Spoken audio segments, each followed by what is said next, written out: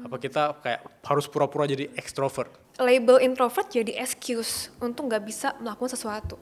Itu karena kita merasa bahwa ada orang-orang di luar sana yang kayak kita diabaikan.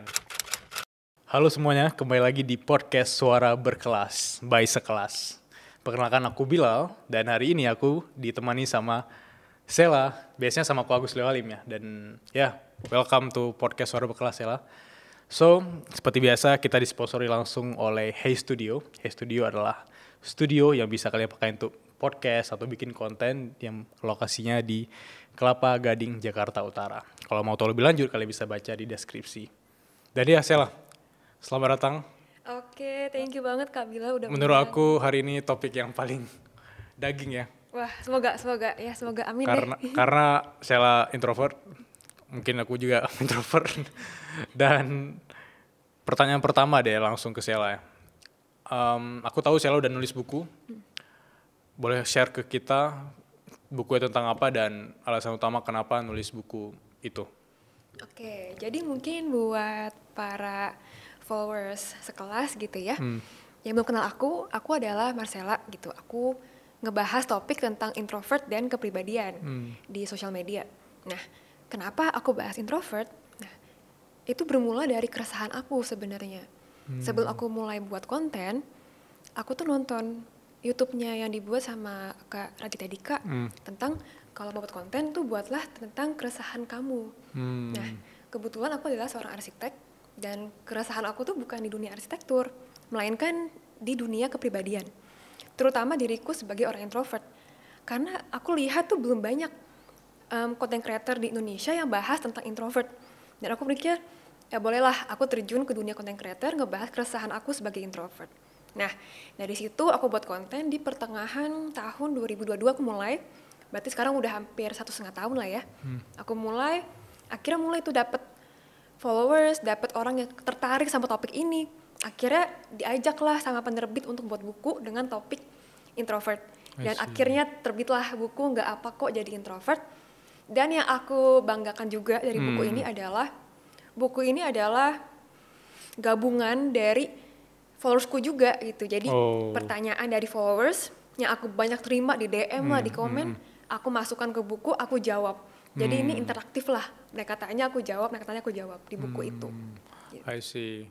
Berarti jawaban dari kenapanya dari latar belakang pribadi sama pertanyaan dari teman-teman followers yang dirangkum jadi isi buku. Betul. Tapi menurut aku banyak orang juga masih salah memahami atau keliru memahami tentang introvert itu sendiri gitu. Yang mana ada salah satu quotes yang Sheila share kemarin di story apa kalau nggak salah. Jadi kemarin aku share di story quotes yang aku taruh di bukuku juga, yaitu dari Yoko Ono.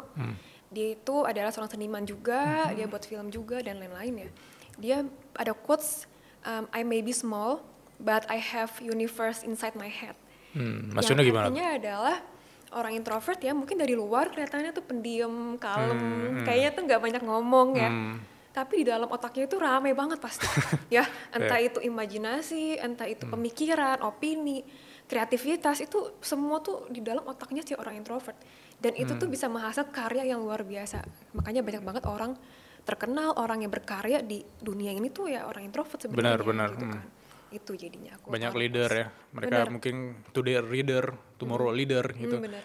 Dan tapi menurut aku Sheila, pertanyaan yang sering orang tanyakan itu, apakah kalau kita introvert itu sebenarnya adalah kata lain dari kita punya social awkward, social anxiety. Menurut saya gimana?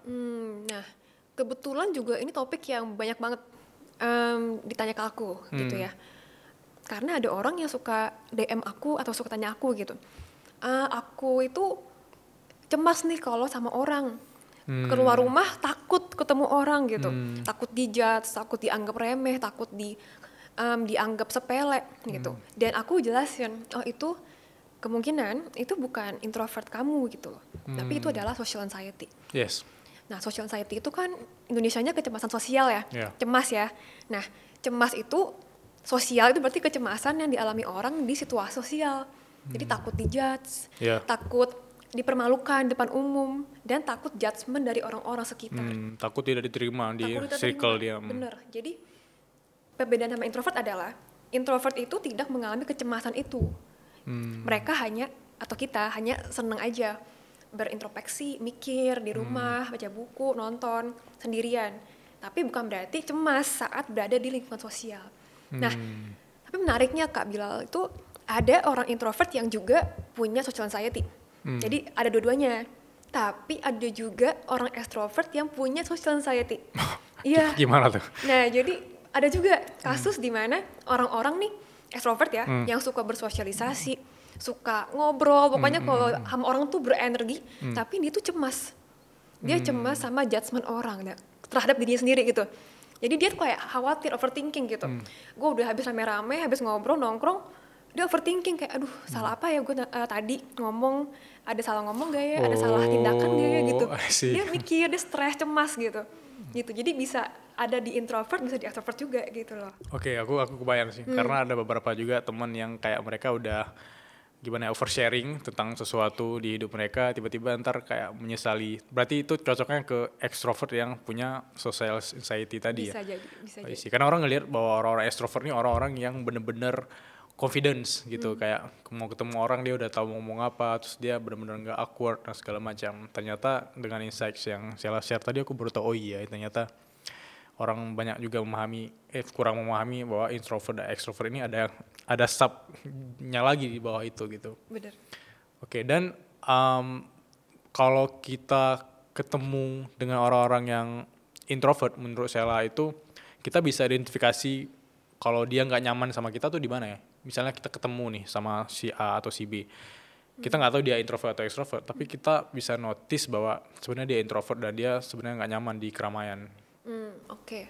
Jadi kalau pengalaman aku juga sebagai orang introvert, punya teman orang introvert juga, dan punya followers orang banyak tuh introvert, kayaknya kebanyakan dari kita tuh orang introvert itu akan sangat menghargai, akan sangat appreciate kalau kita dibiarkan bicara gitu di situasi sosial. Nah, jadi kalau misalnya ada orang nih yang ketemu sama orang introvert ya, atau orang yang kayaknya pendiam di awal-awal, mungkin bisa memberikan waktu dan ruang buat dia itu untuk ngomong gitu. Karena banyak banget orang yang curhat ke aku kayak pas aku ngomong dicuekin, atau pas aku ngomong gak didengar, atau pas aku ngomong dipotong gitu loh. Dan itu kan langsung ngerasa, orang itu pasti ngerasa wah aku nggak dihargai nih, omonganku nggak berharga di sini, aku nggak di-appreciate gitu. Gitu. Jadi kalau misalnya ketemu nih sama orang introvert, atau semua orang ya, nggak cuma introvert doang, tapi mungkin orang extrovert akan lebih maksa gitu kayak kalau gua ngomong nggak denger, gua bakal ngomong lagi gitu.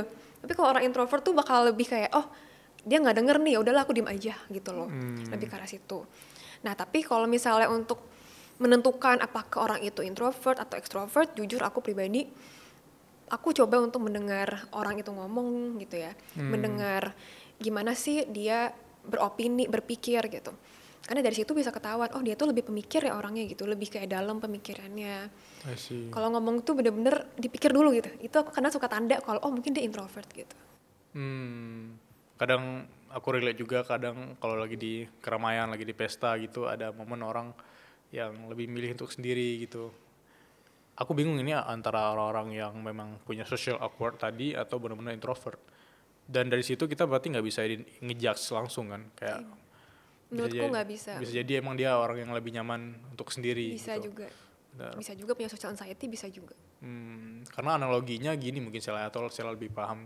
Jadi kalau orang-orang yang introvert ini ibaratnya kayak dia bangun pagi nih, dia baterainya udah full gitu. Tapi ketika dia di keramaian, di pesta dan segala macam, tiba-tiba energinya udah mulai habis, baterainya udah mulai lowbat. Jadi dia harus recharge lagi untuk pulang ke rumah untuk sendiri segala macam. Extrovert sebaliknya kan, kayak dia bangun pagi tanpa baterai, nol baterai, dia ke pesta, dia ke tempat yang ramai-ramai. Kemudian dia di situ dia sebenarnya lagi ngecharge baterainya dan dia full. Ketika dia di keramaian dia baterainya full, dan ketika dia balik ke rumah malah baterainya itu low. Aku rasa itu banyak dialami oleh orang-orang di luar sana. Ternyata mereka kadang nggak pede jadi introvert gitu. Menurut saya, apakah kita dengan introvert ini itu kayak orang-orang jangan nggak harus tahu bahwa kita introvert nih. Apa kita kayak harus pura-pura jadi extrovert gitu? Itu menarik banget pertanyaannya sih Kak, jujur. Dan aku rasa semua orang punya pendapat masing-masing. Tapi kalau pendapat aku pribadi, aku justru kan bikin konten itu menunjukkan kalau aku tuh introvert. Tujuannya apa? Tujuannya apa? Biar aku bisa merasa percaya diri dengan introvert aku. Karena sebelumnya sama mungkin sama kebanyakan orang introvert luar sana, kita nggak percaya diri gitu kan dengan kepribadian kita yang lebih, yang nggak seseru lah, nggak seseru, nggak serame, nggak seasik orang extrovert. Dan sebelum topik introvert ini dikenal, ya dari orang tua, dari temen, dari tetangga, pasti kayak, kok di rumah terus sih, kok pendiam banget sih, bergaul lah gitu kan.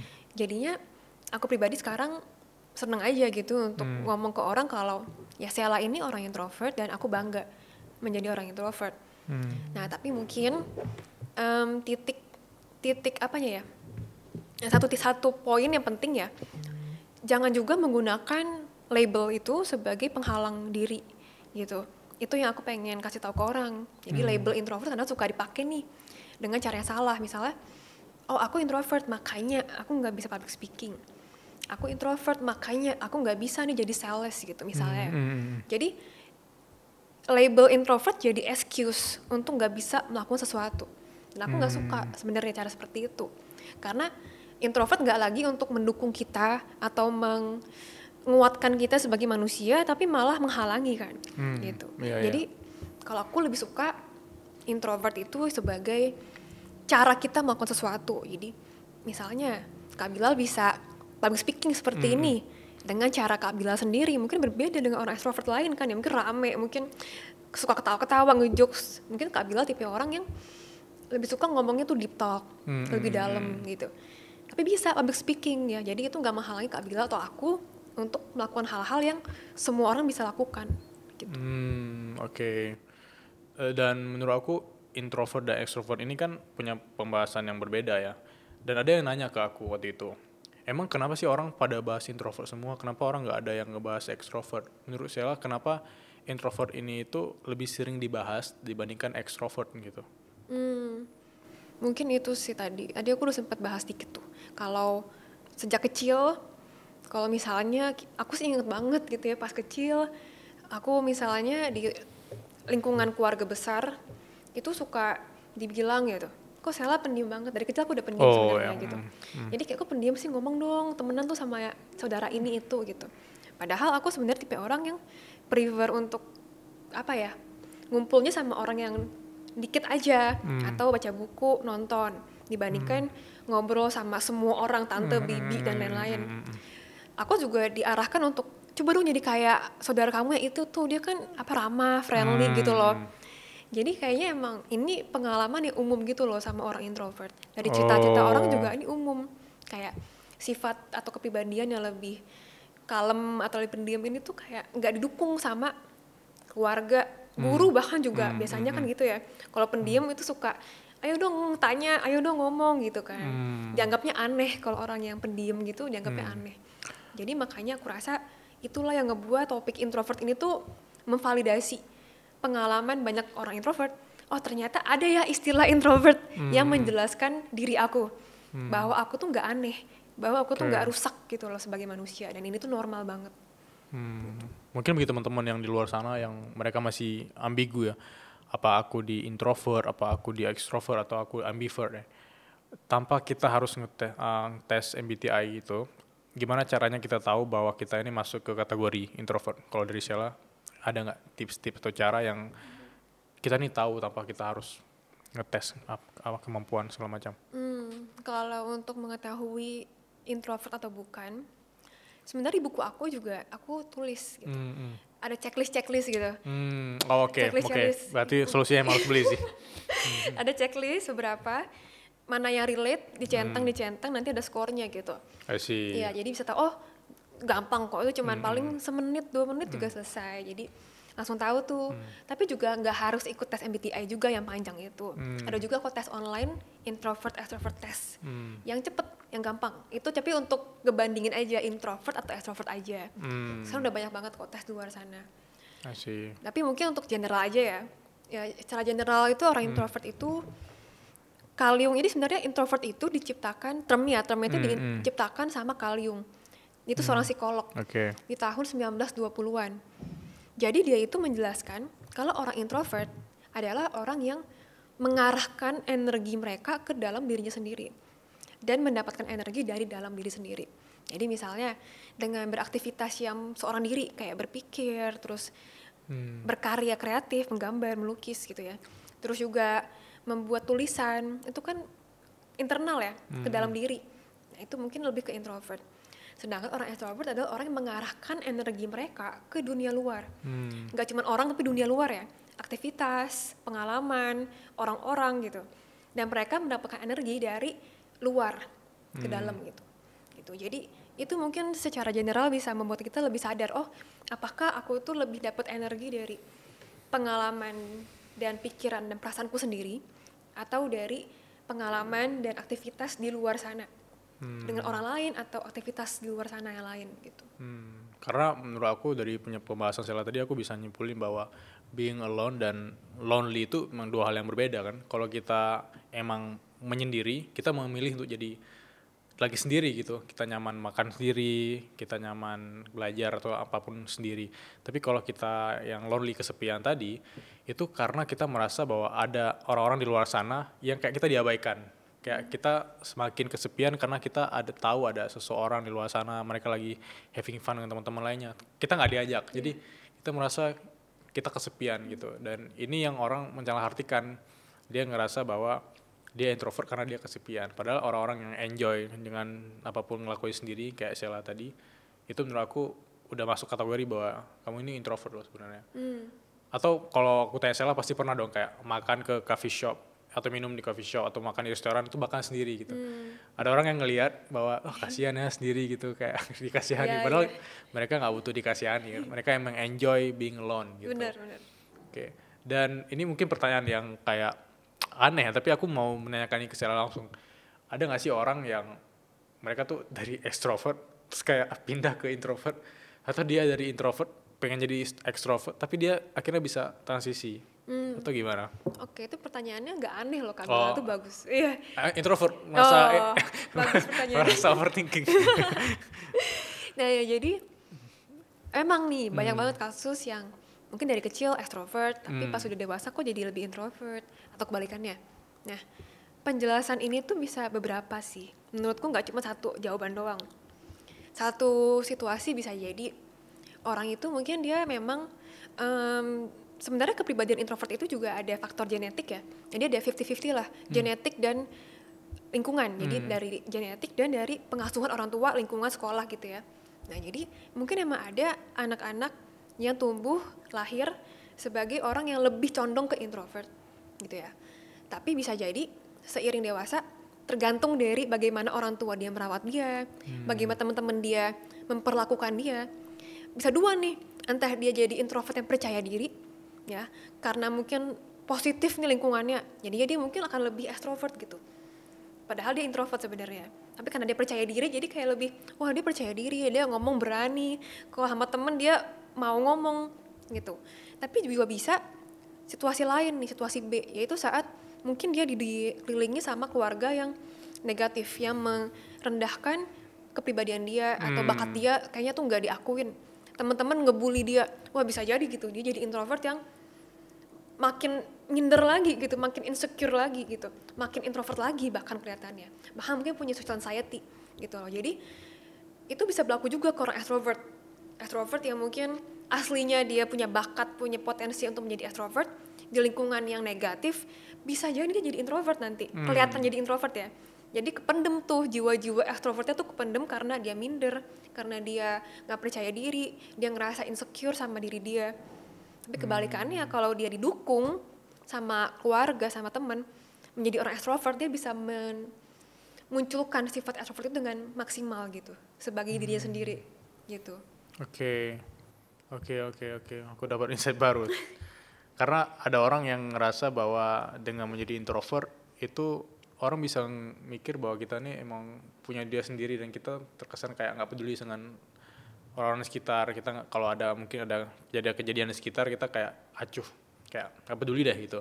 Padahal kita bukan nggak peduli, tapi kita benar-benar lagi nyaman dengan dunia kita sendiri dan kita kayak nggak mau oversharing atau kita benar-benar kayak nggak mau ngedrain energi kita di tempat yang ramai atau. Tapi per hari ini kalau Sela itu ada nggak kayak teman dekat 1-2 orang yang emang Sela itu suka share ke mereka kalau ada apa-apa gitu? Jadi memang dari dulu tuh circle pertemanan aku tuh kecil. Aku paling cuman temenan sama 1-2 orang deket dari sekolah, SD, SMP, SMA, kuliah sampai sekarang pun temenku ya itu aja gitu. I see. Jadi memang kalau aku ada keresahan, ada butuh saran, aku lari ke mereka. Dari SD bahkan? Dari SD ada, tapi yang sekarang lebih deket tuh yang dari SMP, SMA, kuliah. Itu paling aku jaga terus karena susah kan untuk orang introvert ketemu orang yang nyaman dan mengerti kita.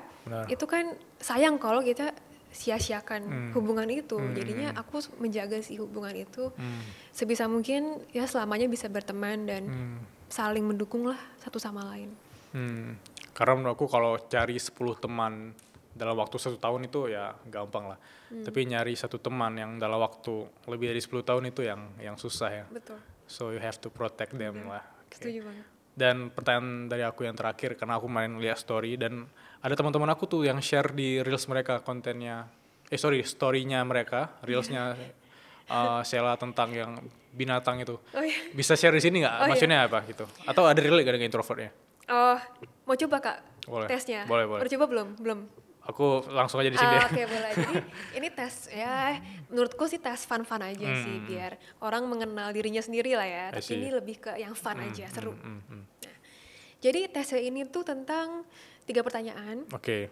Dan cepet ya jawabnya. Jadi langsung jawab aja Kak Bilal sesuai dengan langsung yang dimuncul di pikiran gitu ya. Oke. 3 pertanyaan ya Kak, siap? Oke. Oke, 1. Bentar, teman-teman juga ikut ya sambil catat mungkin. 3 pertanyaan. Boleh. Oke. Mulai. Kak Bilal kalau mau jadi binatang apapun di dunia ini mau jadi binatang apa? Cepet Kak. Elang deh. Oke. Kalau misalnya hewan itu nggak ada, elang itu nggak ada, mau jadi hewan apa? Elang nggak ada, aku mau jadi apa? Ayo Kak, cepet. Paus. Oke. Kalau misalnya paus juga nggak ada, mau jadi hewan apa? Singa. Oke. Jadi dari pertama ke 3 apa? Elang, paus, singa. Oke. Nah ini penjelasannya ya dari tes kepribadian yang fun ini. Hewan pertama itu, jawaban Kak Bilal itu melambangkan bagaimana Kak Bilal berharap orang lain melihat Kak Bilal. Oh. Itu. Yang kedua, jawaban hewan kedua itu melambangkan bagaimana orang lain sesungguhnya melihat Kak Bilal. Wah, paus tuh. Oke. Iya, paus. Hewan ketiga ini melambangkan siapa Kak Bilal sesungguhnya atau kepribadian asli Kak Bilal. Tapi nggak. Oke. Nah, tapi itu masih debatable kan masih. Ya, itu kan hanya buat fun aja sih. Ya intinya adalah ini kayak apa ya? Karena kan hewan tuh saya simbol aja lah di otak kita. Jadi kayaknya misalnya Kak Bilal menganggap hewan elang itu kuat dan kayak gagah gitu. Itu kan subconscious ya. Itu kan dibawa alam bawah sadar gitu. Jadi lambang-lambang hewan ini sebenarnya tujuannya untuk menunjukkan sisi subconscious kita gitu. Oh, kalau subconscious kita menganggap elang itu gagah. Paus itu mungkin hewan yang tergantung orangnya ya. Karena ada orang yang menganggap paus itu mengerikan. Ada orang yang menganggap paus itu lucu. Ada kan? Ada orang yang menganggap anjing itu najis. Ada juga orang yang anggap anjing itu lucu. Jadi tergantung. Iya, jadi ini sangat tergantung sama persepsi kita terhadap hewan itu yang melambangkan akhirnya jawaban-jawaban dari pertanyaannya tadi, tes tadi. Tapi kalau elang tadi aku pilih mungkin karena bisa terbang antar negara dia sih. Nah itu mungkin kebebasan. Ya, kalau paus mungkin ya bisa juga antar benua kan. Iya bener. Berarti mungkin itu yang Kak Bilal value gitu. Yaitu untuk explore, untuk berjelajah, untuk bebas mungkin. Mungkin itu yang bisa ditangkap. I see. Oke. Aku kebayang nih. Oke, sekarang kita Q&A session bareng Sela. Jadi pertanyaan dari teman-teman di Suara Berkelas dan Sekelas bakal kita fitur 3 pertanyaan yang menarik untuk bakal kita tanya langsung ke Sela. Dan sebelum kita bertanya, aku mau bilang ke teman-teman bahwa kalau kalian mau upgrade skills, kalian mau belajar konten, mau belajar Excel, mau belajar bisnis segala macam, kita ada platform namanya Edutify, yang dimana kalian bisa klik linkit.edutify, di sana kalian bisa belajar untuk terus upgrade diri. Oke, ke pertanyaan pertama, Tali. Dari Irmayani, dia tanya, Kak, cara menghadapi di tengah keramaian, kira-kira aku harus seperti apa ya? Oke, jadi kalau misalnya introvert di tengah keramaian, sebenarnya ada teknik yang disebut sebagai pembiasa apa ya, melatih pelan-pelan gitu. Jadi kalau misalnya kita di situasi yang kita nggak familiar, kita sebenarnya harus berlatih dulu di situasi yang lebih ringan dulu. Gitu. Kayak misalnya, kamu mungkin akan nanti berkumpul di tengah 100 orang. Berarti sebelumnya kita harus kumpul dulu nih di tengah 50 orang. Sebelum itu ngumpul lagi di tengah 10 orang. Tujuannya apa? Biar kita itu pelan-pelan merasa nyaman. Gitu. Dan jangan lompat. Kalau lompat ya pastilah orang pasti akan gelisah dan cemas kan. Tapi kalau kita pelan-pelan dulu nih ke lingkungan yang 10 orang dulu, ngobrol, merasa nyaman, pasti ya diulangin terus, pelan-pelan bisa naik level ke ngumpul di tengah 50 orang gitu. Pas itu udah mulai lebih nyaman, lebih oke, lebih percaya diri, baru naik level ke ketemu di tengah 100 orang gitu. Jadi naik level pelan-pelan aja. Kayak kita naik tangga satu-satu sampai ke tangga yang lebih tinggi. Dan kalau misalnya kamu merasa punya social anxiety, juga itu harus diatasi dulu nih. Social anxiety dulu nih, kecemasannya dulu nih. Dengan cara belajar mindfulness. Karena kalau misalnya anxiety itu kan di kepala ya. Yeah. Jadi kayak kecemasan, panik itu di kepala semua tuh. Kita udah mikirin worst case scenario di kepala kita. Nah, mindful itu kita melakukan kebalikannya. Alih-alih kita di kepala aja, kita fokus ke dunia sekarang. Gitu. Ada teknik yang aku suka untuk belajar mindfulness gitu. Yaitu teknik 5, 4, 3, 2, 1. Nah, yaitu untuk kita menyebutkan 5 hal yang kita lihat di situasi kita sekarang. Misalnya aku lagi lihat lampu, lihat kamera, lihat lantai, lihat mic, lihat Kak Bilal gitu. 4 hal yang bisa kita dengar gitu. Misal suara apa yang kita dengar, 3 hal yang kita bisa cium, 2 hal yang kita raba, dan 1 hal yang bisa kita makan. Tapi makan kan nggak bisa, jadi mungkin kalau aku sih sebutkan 1 hal yang baik tentang diri kamu gitu. Tujuannya apa? Untuk kita kembali lagi ke masa sekarang, keluar dari kepala kita gitu. Oke. Supaya kita benar-benar sadar kita ini lagi sini. iya benar kebayang. Bisa jadi ada orang yang kayak dia nggak percaya diri karena dia sebenarnya lagi di masa lalu, dia lagi mikir yang masa depan, terus dia kayak benar-benar nggak lagi di sini gitu. Oke, menarik.